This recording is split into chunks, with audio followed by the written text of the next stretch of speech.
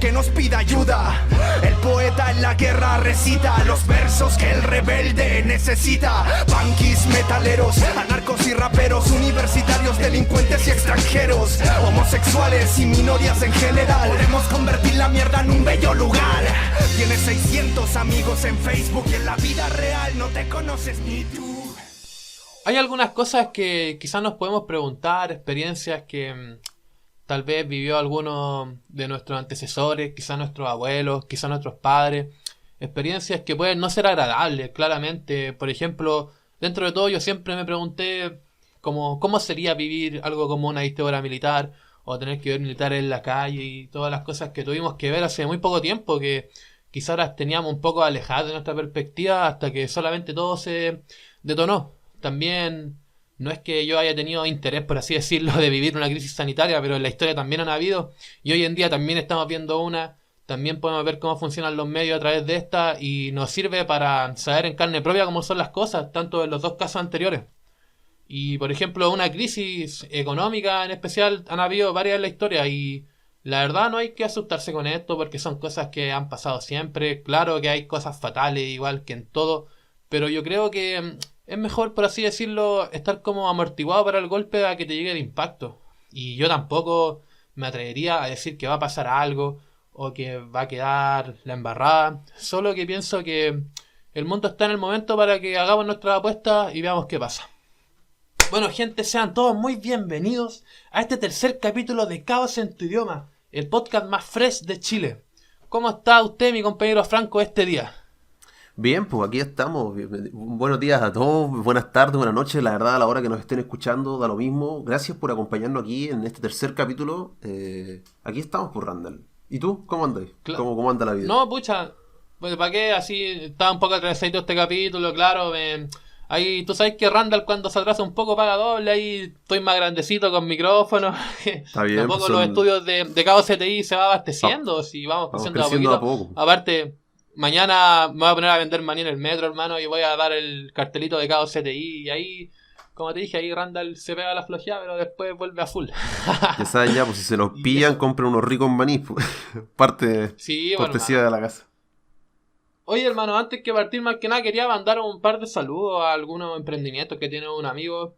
Partiendo por mi amigo Chamir, que tiene un emprendimiento de, siempre se me da esta palabra, sanitización de lugares con respecto a virus o contaminaciones. Y lo pueden buscar en Instagram como FumiSmart. Y también un emprendimiento que tiene mi amiga Yasmín, que se llama Estuprenda, que es una página que vende ropa. Y cabros, vayan a verla en Instagram, échenle un ojito a las dos. Quizá a alguien le puede servir, hay ropita bonita, hay servicios buenos. Y más que nada, empecemos. El tema de hoy, Franco. ¿Tú de qué vas a hablar hoy día, Franquito? Yo hoy día vengo a hablar de conceptos bastante como técnicos, por decirlo así, para que nos vayamos haciendo como un caminito a la hora de que cuando uno escucha estos temas, a veces no conoce cómo se desarrollan o qué significan en su gran mayoría. Por eso mi misión es que por lo menos dejemos planteado las bases de bastantes temas económicos para poder entender de mucho mejor manera todo lo que vamos a hablar hoy día. ¿Y tú, Randall, qué te toca? ¿Cuál es tu misión hoy día? ¿Cuál es tu tema? Hoy día me pego la misión. Más que nada hoy día voy a dedicarme a contar un poco lo que han sido las crisis económicas a lo largo de la historia, como las más relevantes, y algunos hechos que hay a considerar también sobre esto. Bueno, una de las crisis más populares, por así decirlo, y más mencionada también, es la de 1929, acompañada con la del 87, que son como las más conocidas. La del 87 en el principio se basa en la película El Lobo de Wall Street. Y eso, hablemos un poco sobre la crisis de 1929. Bueno, esto se denominó como el crack del 29. Y la Gran Depresión, la crisis económica mundial de la década de 1930, la Gran Depresión, fue precipitada por la caída de los precios de productos agrícolas en Estados Unidos. O sea que de alguna u otra forma en el mercado se vio de que los productos agrícolas estaban teniendo una caída de precios y esto se podía quizá adelantar, pero son cosas que no se hacen porque se crean burbujas y ese tipo de cosas. El miércoles 23 de octubre de 1929 los precios se desploman en el mercado de Nueva York. Los inversores se sorprenden porque hasta entonces las acciones solo iban hasta arriba.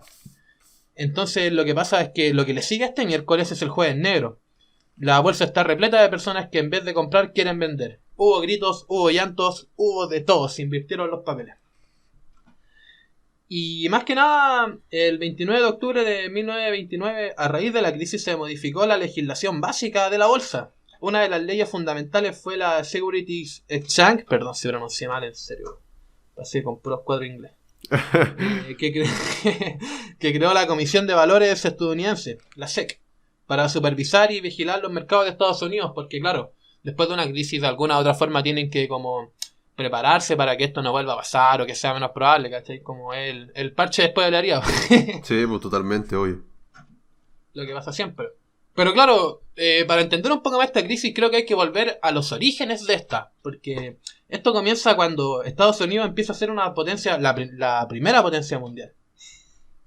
Lo que pasa es que, claro, contextualizando de que en 1919, después de la Primera Guerra Mundial, por así decirlo, Estados Unidos toma el jinete del mundo como la mayor potencia, y por así decirlo, en los años 20 las fábricas americanas producían productos para la vieja Europa, para costear la guerra. El Estado había costeado bonos de libertad. Si comprabas esos bonos, el Estado te devolvía el dinero del bono más un interés. O sea, era una rentabilidad interesante para tus ahorros, porque es como estar ahorrando y que te lleguen intereses. Pues no es como el Banco Estado, que tú puedes tirar 100 lucas y en un año vas a tener un 1% en algunos tipos de cuentas que existen. Supongo que esto era más estimulante, yo creo, si no, no hubiera pasado una crisis. Sí. Bueno, claro. Charles Mitchell, presidente del National City Bank, viendo que se creaba mira, con el presidente de este banco vio que se creaba un público con tendencia a invertir, decidido a sacar el mercado de bonos corporativos, o sea, acciones. Dijo que, o sea, lo que todos dicen claramente, que las acciones son fiables, que son de bajo riesgo. Los bonos abrieron la puerta a productos financieros. Por primera vez se instaura el compra ahora y pague después. Y este es uno de los motivos de esta crisis, por así decirlo. En la expansión de créditos tuvo mucha culpa la recién creada Reserva Federal en 1922, bajando los tipos de intereses a niveles históricamente bajos, incluyendo una burbuja de inflación. Ya, hablando un poco, la inflación. ¿Qué es la inflación? La inflación es cuando la moneda de algún país se empieza a desvalorizar. Y por varios factores económicos, por ejemplo, en Venezuela no vale casi nada la plata, podéis tener montones de plata, pero el valor no es nada por temas de inflación, porque la moneda pierde valor. En este entonces, en la bolsa solo invertían expertos.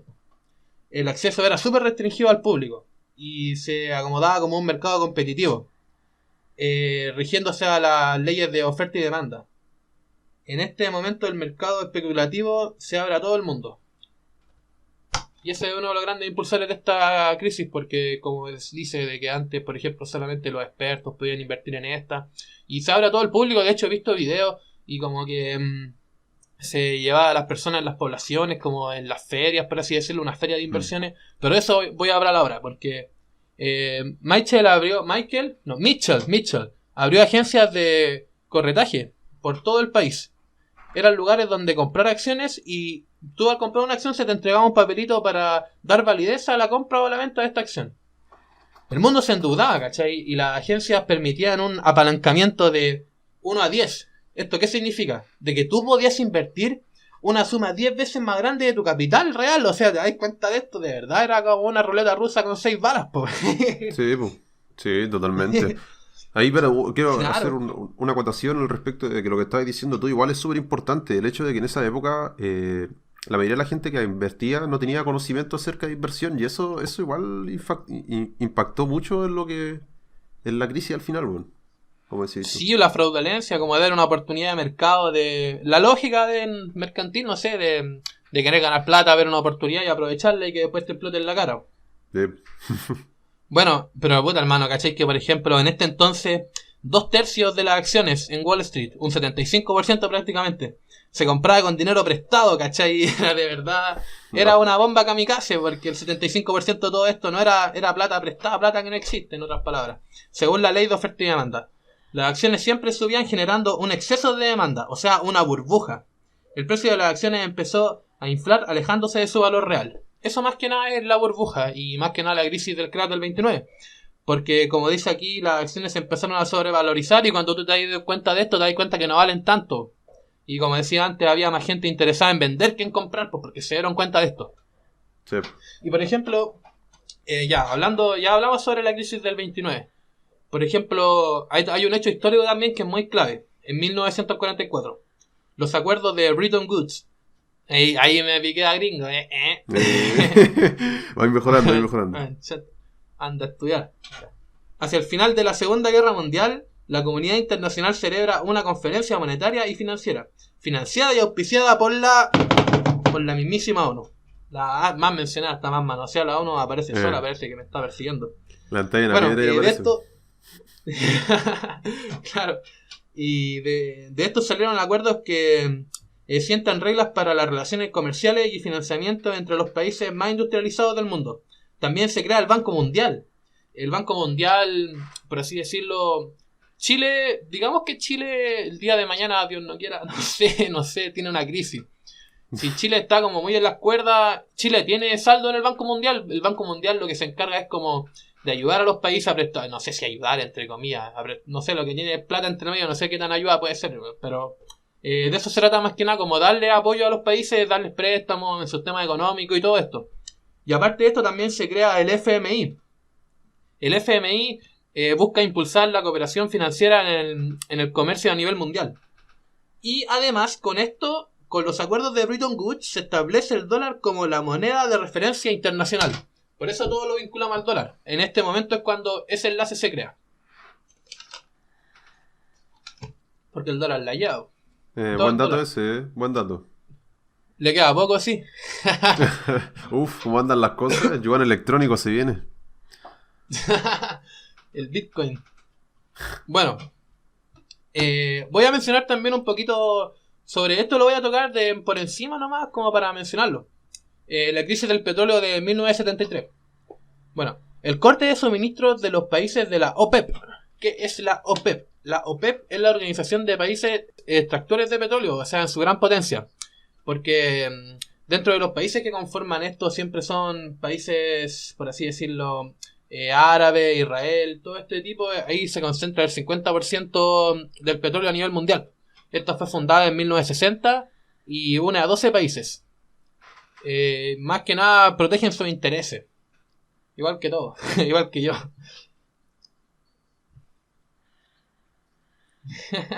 Claro.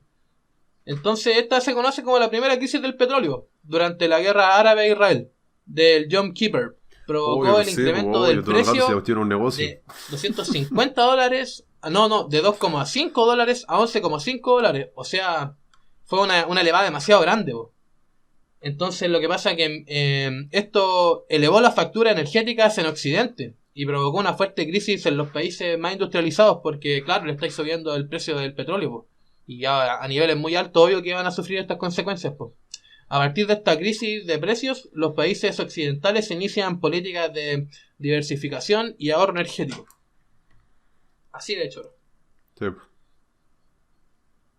Y luego, hablando un poquito más sobre las crisis como más conocidas, las que más se mencionan, porque como dije, las dos como más populares son las del 29 y la del 87, y la del 2008 también, que de esa vamos a hablar un poquito al final, y más que nada la crisis de 1987, en la que se basa la empezada de la película del lobo de Wall Street, cuando el loco logra llegar a ser un inversor y como que el primer día es el lunes negro, pues. Entonces este es el crack del 87, el lunes negro, ¿no? Lo chistoso es que después fuma crack con el compadre ahí, pues. Buena referencia, men. Entonces el crack del 87, más conocido como el lunes negro. Ya, lo que pasa con esta crisis es que los inversores a lo largo del mundo, por así decirlo, colocan sus ojos en Hong Kong. Y lo que pasa es que, mira, la bolsa de valores de Hong Kong se desplomó. ¿Por qué? Por una burbuja económica. Inicia el incremento en el valor del activo, lo que deja muy optimistas a los inversionistas porque veían buenas oportunidades de inversión, buenas acciones, pero las acciones comenzaron a desvalorizarse, lo que provoca especulaciones y temores. Esto termina en caídas gigantes en el valor de los activos. Existen casos de que hasta perdieron todo, la totalidad de las inversiones, y esto pasa en la bolsa de Hong Kong el año 1987. Más que nada esta bolsa primero atrajo inversionistas de la Unión Europea y australiana. El incremento en el valor de las acciones asiáticas en la bolsa atrajo inversionistas gringos, pues, de Estados Unidos. Y ahí es como cuando más o menos se vinculan, porque es por así decirlo, no sé, como un servidor que corra sin lag, no sé, hermano, no sé. Es como, oh, mira, Hong Kong la lleva, vamos a invertir para allá. Entonces no notan la burbuja y las consecuencias fueron caídas estrepitosas en los índices de la bolsa por el mundo. Índices como el Dow Jones, que hemos hablado también antes de él, que se menciona en el tema de la AFP, en ese entonces se desplomó un menos 22,6%.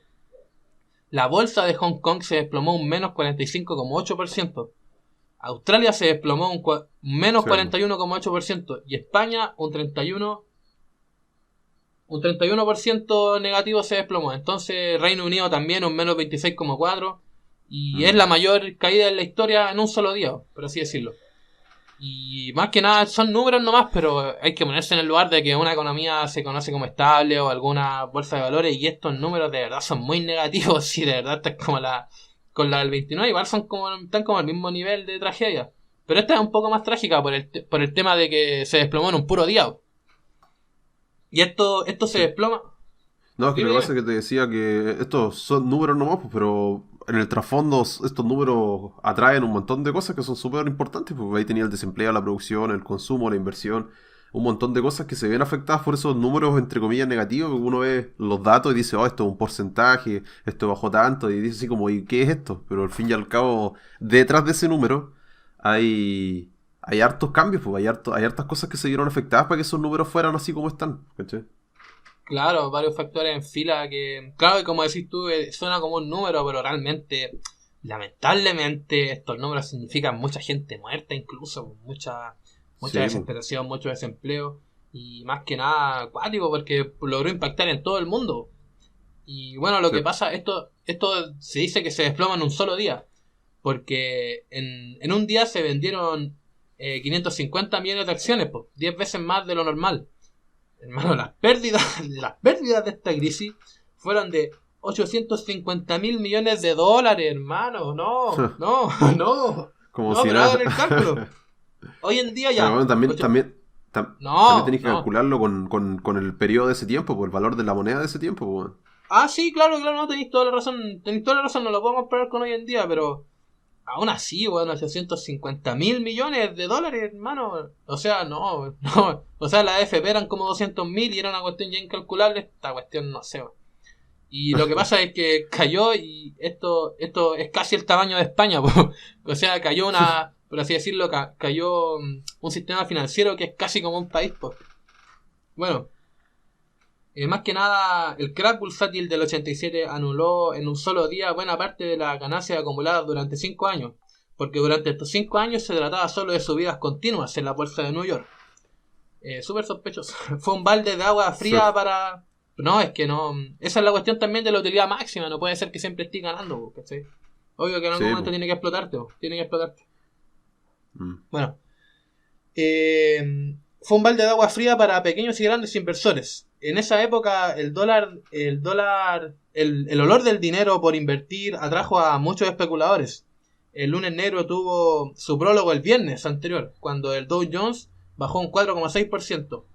O sea que igual había estado como anunciado, o no sé si anunciado, pero habrán esperado que mejorara de la nada. En un clima de temor por la devaluación del dólar. La bola de nieve se transformó en un pánico global. Entonces, se dice que, mira, más que nada, hay varias teorías como de por qué pasó esto. Según mi opinión, no sé si, es que igual, no sé, es que lo que pasa es que economía es una ciencia inexacta, entonces puede pasar lo que sea, no es como la otra ciencia, y creo que eso es como lo que la caracteriza. Y algunos de los motivos que se dicen del fallo de esta crisis, fue el reciente instalado mercado electrónico. El mercado de derivadas también dicen que fueron las chispas, son como las excusas, ¿cachai? Como, falló el sistema nuevo, Pero también los motivos que se discuten son el déficit comercial en récord, el alza de tasas a causa, el déficit comercial récord. ¿Quería hablar un poquito de eso? No, me refiero a que hay antecedentes, hay distintos tipos de antecedentes, es que lo que pasa es que muchas veces se le echa la culpa por ejemplo, a ciertos factores, pero también hay que mencionar que hasta antes de las crisis no existen ciertas regulaciones. Normalmente pasa eso, en la mayoría de las crisis, post-crisis, se crean muchas regulaciones que antes no existían, ¿cachai? Que causaban estos como problemas.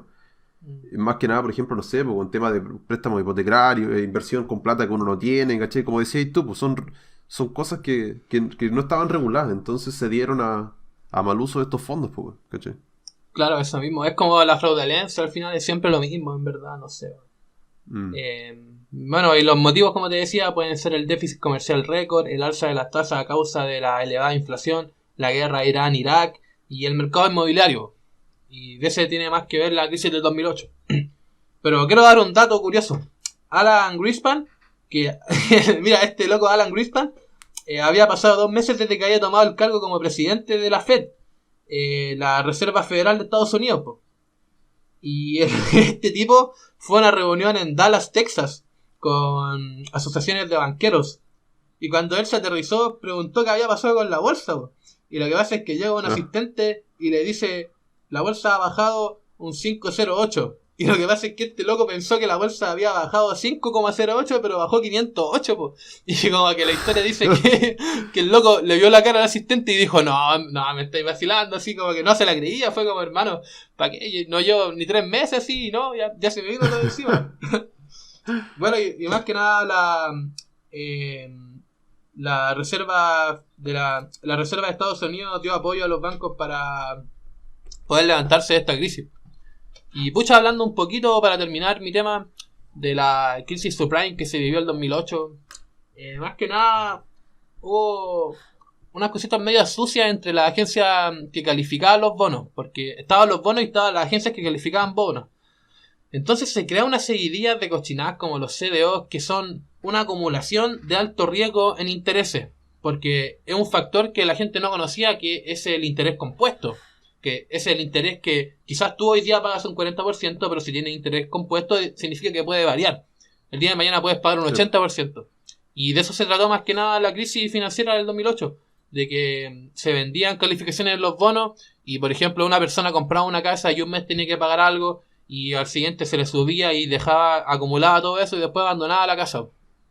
Y hay una película súper buena que habla de eso, que es The Big Shot, que claro, Sí, cuenta muy buena como... película. Sí, muy buena. Tú me la recomendaste, hermano. La he visto caleta de veces porque igual es medio enredadita, pero es buena, es buena. Sí. Y cuenta la historia Cuesta, de cuesta. cómo... Sí, cuesta, pero cuenta la historia como de 3 grupos de personas de todo tipo. Habían tipos profesionales, tipos novatos, como que se adelantaron a esta crisis y lo que hicieron fue comprar, por así decirlo, bonos de impago. Es que es un documento que hasta ellos mismos crearon, que se trataba de que si el banco no podía solventar una deuda durante un tiempo, tenía que pagarle a ellos, po. Y en ese tiempo apostar contra el mercado inmobiliario era una locura, porque el mercado inmobiliario se conoce como el súper sólido, que nunca cae, es como el más estable. Entonces cuando estos tipos iban a apostar en contra de esto, recibían burlas, todo, hasta que se derrumbó todo el dominó y los locos se hicieron ultramillonarios.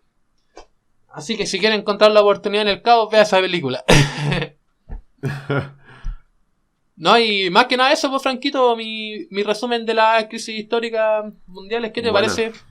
Bien bueno, la verdad, bien bueno, igual que todos los temas, la verdad. Bien interesante, nos dejan igual un inicio, o sea, a la gente que no conoce acerca de las crisis, de las depresiones, Que la escucha de de los problemas repente, que se económicos. mencionan.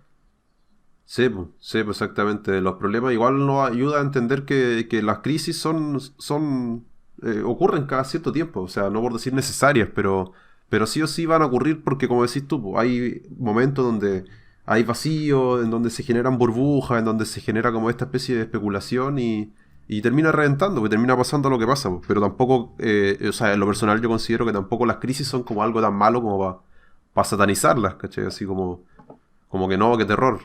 Es algo que Sí, tiene que sí. pasar y lo bueno es que cuando pasan, traen cosas buenas, pues, ¿cachai? Igual vuelve de nuevo el Claro. auge, vuelve de nuevo el crecimiento, la curva crece.